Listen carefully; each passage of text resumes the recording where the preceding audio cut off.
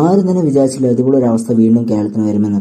2018 ആർക്കും തന്നെ മറക്കാൻ പറ്റാത്തൊരു സംഭവമാണ് 2018 പ്രളയം. അതുപോലെ ഒരു അവസ്ഥയിലൂടെ നമ്മൾ വീണ്ടും സഞ്ചരിച്ചുകൊണ്ടിരിക്കുന്നത്. വീടിന് എവിടെയാണെന്ന് വെച്ചാൽ കാലത്ത് മേലെ ഫുള്ള് വെള്ളമെല്ലാം കയറിയിട്ട് ആകെ ഒരു പെട്ടൊരവസ്ഥയിലായിരുന്നു. അപ്പോഴായിരുന്നു ഫ്രണ്ട് വിളിച്ച് പറഞ്ഞിട്ട് വാടാ നമുക്ക് പരമാവധി എന്തെങ്കിലും ഹെൽപ്പ് ചെയ്യാൻ പോകുകയെന്ന് പറഞ്ഞാൽ അങ്ങോട്ട് പോയത്. അവിടെ പോയി കണ്ടതാണെങ്കിൽ എൻ്റെ മനസ്സാകെ പോയി. അത്രയും വെള്ളമെല്ലാം കയറിയിട്ട് ആൾക്കാരൊക്കെ ബുദ്ധിമുട്ടുന്ന കണ്ടിട്ട് ഓരോ ആൾക്കാരും വണ്ടിയും കാര്യങ്ങളെല്ലാം കൊണ്ടുവരാൻ വേണ്ടി ഒരുപാട് ബുദ്ധിമുട്ടുണ്ടായിരുന്നു. കുറേ ഏട്ടന്മാരും അനിയന്മാരും രക്ഷാപ്രവർത്തനത്തിനൊക്കെ നിൽക്കുന്നതുകൊണ്ട് വലിയ പ്രശ്നമൊന്നും ഇല്ലാത്ത പോലെ നമ്മൾ ഹെൽപ്പ് ചെയ്ത് വിട്ടു. എന്നാലും അതുപോലെ അല്ലല്ലോ ഇവിടെ ഇങ്ങനെയാണെന്ന് പറയുമ്പോൾ വയനാട് ഉരുൾപൊട്ടിയ അവിടെയുള്ള അവസ്ഥ എന്തായിരിക്കും? ചെറിയ ചെറിയ കുഞ്ഞു കുട്ടികളും വലിയ പ്രായമായവരും എല്ലാവരും മരണപ്പെട്ടെന്ന് കേട്ടു.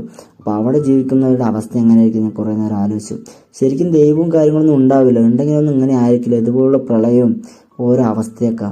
കാരണം വർഷങ്ങളോളം ഭിക്ഷാടനത്തിലിരിക്കുന്ന അവർക്ക് കൊടുക്കാത്ത അനുഗ്രഹം മാസത്തിലോ വർഷത്തിലോ നമ്മൾക്ക് എങ്ങനെ തരിക? അതുകൊണ്ട് നമ്മൾ വീണാൽ നമ്മൾ